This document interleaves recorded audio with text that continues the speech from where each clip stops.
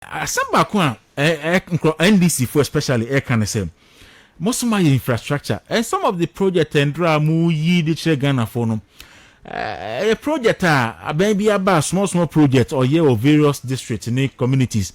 A more premium sanka more be project University of Ghana Medical Hospital project Ghana Trouble Ghana Gas monumental project that Ghana for Montimi Nyebi. That's the argument. Big projects be see when baby Uko Pualugu Dam is the single largest investment ever done in the northern part of the country. It been CA MPP. Ushe sa 101 hospital side. Yes, Shasia, ye build across the country. For constituencies, any regional hospitals, all of them can be compared, or even some of them has a bigger scope than University of Ghana Hospital. And then can we say University of Ghana Hospital no? And starting the first term of Ora Mills a project to know. Na completion no. You can the first 4 years of NPP administration. Yeah. You should projects akesia across the country. Upon any factories, any roads are constructed across the country. And this is nyemu fampo. Me no send you messages no. You see anybody be obi adwen say yanka hwengum, yanka bimbu yangum. When we speak fast and data. Ya be so tia say when they see be ya ye ewa ha. Ya ntina ba bia na obi si o na ada na mo ye see ukọ nima. Na person ukosi sports stadium obesi no ifa. Ajubu the whole place go. But bia that's not what they need. Ebi mo here AstroTurf. In terms of sports infrastructure, there's no government that invested more than MPP. Minimum make sure we bet me over 10 AstroTurf. Yeah, another contract for about 29 and also across the country. Doma ni other parts of the country ni Medina Adenta they are all having Medina so we say we meboa across the country infrastructure obi make say no how ni nsuo opanyi in terms of even under only Ministry of Special Development initiative alone they are building over 1,000 small town water systems powered with solar overhead tanks supply water to 5,000 individuals within the community. But who call a bit to say Ministry of Sanitation? There are major projects be wenchi the northern regions a be mu supply water to over 800,000, 600,000, 150,000 and there are the people within the community. A projects ya share say be mu ye be mu at various stages of completion. Who call be chrome brekuma opani ya ye tomato factory. Amount for any akuafo ho no ya more seedlings ya more fertilizer ya more pesticides obetim dia spray na omu nkodua omu wia no fanko factory ho na yam process na omu nyom sika bi. This is something that cuts across the country. Uko Greater Accra, some of the coastal areas, toilet facility in Kwaya building in excess of 2,000. What may I say? There is no constituency within Ghana, it will be only 2 and not 3 toilet facilities are this government are building. We because sir. Na nipa no onye toilet no yenkosi ode overhead man be a traffic in here. Why do you build this kind of infrastructure projects which is interchanges? Traffic any developmental expansion in more ekoso. There's road infrastructure ekoso at every part of the country. There's no constituency, region, district asani manenkoso. And I can say green book more. You see the data is there. You create websites. Kwana kwashushe. Open you call even under the health sector. Cheese compounds that Yasha said 429 cheese compounds. You complete 243. 186 at various stages of completion. Cleanser Yasha said 65. You complete 23 out of 42 at various stages of some of them no you require and panning the money when you see. Uko within the district ayebi drone service ayaye maternity blocks ayesi ya starting 55 ya complete 36 unim uko conference ni ade first lady project ni na you can all attest to that. Polyclinic ya sha 7 ya complete 4 staff accommodation with the health sector ya starting 111 ya complete 68. So you see said within the infrastructure sector no at the health ministry ya ye nyema a ebua what we say one village one dama ye nyema one of they are benefiting hugely. Open usha in the eastern part of the northern region northeast ya share 46 ase northeast ya complete 41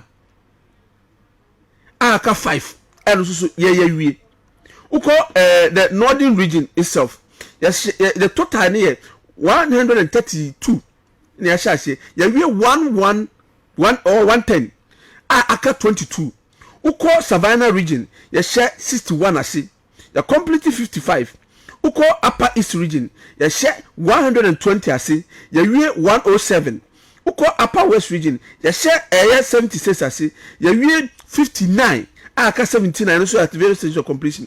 So it tells you that in the infrastructure subsector at that department and near market ekoso you can even dug out any projects now and dams any dug out projects ekoso akese the total near 439 at year 375 aka 64 just at the northern part of the country alone. You can irrigational project akese ya share 19 ase ya complete 13 aka 6 and so at various stages of completion. Warehouse any silos the total ya share across the country I see one district one warehouse ya kasa obi ma adwen yon say ya the warehouse be see East Legon no East Legon efu be no mo ye no ha right what you said baby omo hia bia no East Legon ye hwe omo problems ekwan hwe kwan wo East Legon hwe the road improvement and ekwan aye no East Legon mebwa hwe siashi ekwan aye no ha say what must say uko siashi ni oko other part of other settler communities within the East Legon Kilola toilet facility and so ni nyama aye you see it, you see the lighting system ekoso. So there are things that we are doing across the country. Ghana for enya so mfa so. Nti obi tina ba bi no okaso abai onye duma. Akasemanum na ye de enkomo no ebe wiye. Me ehwe ni say one ade a mo position na mo de eka NDC for asem was sikano ade ade aye and wo hwe besia mabo resources amanya any project a mo kasa mo aye a one emerit etimi yehwe sika no a etimi ka se ehun project ni enu ye kan two enya the impact enya on the ordinary Ghanaian I bet me influence amount for vote in the coming election. Oyi me da se pa nyame shira na wontafo wo no question minua woni bibi the impact and abosia yabo da bia ka obi say this for permission o ma ka bosia 100 and blah blah blah woni nyom ayomoye say they add omuhwe baby NDC efri abamu na the total debt portfolio of the country na mahwe baby akodu say akodu baby amu we fini say they are not checking the interest on loans and at the exchange rate differentials sebia because and most of the loans na external loans no dollar denominated loans meboa ukobo busia bia $100 20 say abrakufo wo so na now $100 in CD term no so now 1 CD 1.2 nanka $100 be 120 Ghana cedis meboa and ne dollar near saying 55.6 right 5.4 5.5 5.6 let's say 5.6 and then the same amount no unko bin kan ho but the value of that loan no will now stand at 562 Ghana cedis meboa na the point in said, who checking the loans are accumulated by this government, and busia kaya this abria, you will also ignore all these things because those say they have loans and this year bayano eteki ye ni nyina no enne afena ne insurance and so no and then the impact they have on this government. The second one is say e busia ye bo no ye mo busia say this for bomb busia basabasa no But we are doing what we call innovative ways of financing our projects. If it is here a Sino Hydro project here, across the country, yeah, committee initial $2 billion. Yang kwaji buti wodi ne ye ni China for ne see oh your bauxite deposit the raw bauxite your world chance as no $100 billion. However, see, refining the value come we are looking in excess of $400 billion. So that's and Mahama, Epejamu, 68, almost 70%. The man in Ibrahim Mahama, so I don't quite change. Nana Kufa about Ghana for in Japan, Majato. Now you use only less than 5%. You leverage on to raise close to 20 billion to develop this country. And investment in the road infrastructure, you are seeing investment in the railway infrastructure, you are seeing agriculture. This is part of the arrangement. That's our arrangement. In fact, you see, your bridges in here, your railway problems in here, your schools in here, or higher your one across the country. You see, yes, sir, we are. Now we see aluminium. Integrated aluminium system and as a plant for Ghana. You better refining a bauxite into aluminium. Near the aluminium be a triaka. So I know basically Ghana for idea. We are bauxite never refining and it be a bit triaka. It's a better system. And this is for one man being arguing with you. So we are telling you a government that understand my choice in terms of your difference, value for money. MPP idea. Who say ni born ni end this born. My example and instances. Me boy.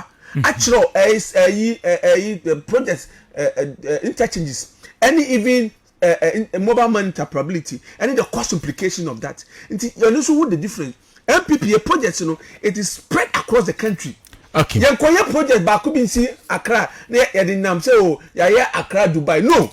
Every part of the country is benefiting. For the first time in the history of the northern region, they are getting an interchange. Okay. They are getting an interchange. You are doing a major serious infrastructure across the country. Who force Ghana for the right impact of these projects? Opani, me catch you say, hey, Ghana have a few PM benefit and the work of father. Free education. Obi no nka say obusua bi no ne ba bi nko school. Me bwana. Free food ya di feeding nkulai. Nkulai ni nyina ko school mu benefit bi. Now no work nana my nkania any nso for free. There's no household in this country one benefiting from the free water. It's still ongoing. Even the lifeline consumers are forming about 1.2 million of the population. They are still enjoying free electricity to the end of the year. And the same yama aircost you. Why bad onya so faso? Now no ya talk taxes ya. Now no nanka o frema many papa na o join the credit boy the o for na for na usuhin. Ya talk tax from 9% to 5% no. Bisa who say e who say Ghana for nya sunsun so. Ya share Ghana near Kosu and the housing projects across the country. The education infrastructure. Ayo buy ya drink Ghana for home. And aduane boy dey oyere akomo abekosoro me boana na under the planting for food and jobs no aduane boy yefo first na Ghana kontomire tomato near importing in food ya laboring countries and sanema ye kan wasem ni nyina no because of planting for food and jobs I investing in excess of $1 billion in that no near ekoso job creation ya create amount for within the health sector alone ya create close to 90,000 jobs for nurses, doctors, any lab technicians, any life scientists, any other allied health here within the health sector alone. Look at the way government has handled this COVID-19 crisis. Hey, Mahama, pencil. The number of people who died from malaria, died from cholera was more than the number of people who have died at the moment from COVID-19. What am I saying? Since MPP took over, because of the sanitation ministry, any your policies, any toilet, so I provided a one idea. Not a single human being in Ghana had died from cholera. It tells you the difference between that. Obeying the secret papa no or to that say and support slave queens no be providing education man here for no be providing so ma one so and then under this government you're constructing in excess of 2,800 boreholes across the country. And the power ain't from fast. What am I say? Obi check as madam domelo muno. No obi so make sure say schools nya buses now yama over 100 buses across the country. Schools are ya the support to mo. Obi so page sika ekwa wikube enu nkube muso no. No obi provide free water. afi yankra mu koto kube bako $500 edi in Brazil no sabe no na dan kwakufa de se me nye kube nso mama mu nsu kan eno eye free agana bi ni bi enjoy bi so the difference between MPP and NDC here osuni han MPP JM say rescue mission JM rescue mission Papa Ben. Oh, me my body me see James say. On rescue Tracy Bachini event say Miss Bermona dey dey crown no. On me rescue omu nwe no rescue Ghana. Hey, the fear jet da ho no. Na wrong say me ho no rescue omu wi. Nto kwa dey fear no what me rescue omu na oba abe rescue Ghana. Oba rescue Ghana for them. Me say ne plan for go me rescue omu na abe rescue Ghana for. No. That's can serious. Na me na make na my mu kan want it. Some girls girls from Mahama, do from Mahama. They're planting for food and jobs. They're planting girls on each other. No, and no any MPP difference by the woman. You are planting for food and jobs. Obi musu say yes, as that's the difference between these two leadership. Now don't call for every here from because you're creating a situation. Said akweleba, kokoba, difaba, ashetuba, and na school for free. You're creating employment. Napco.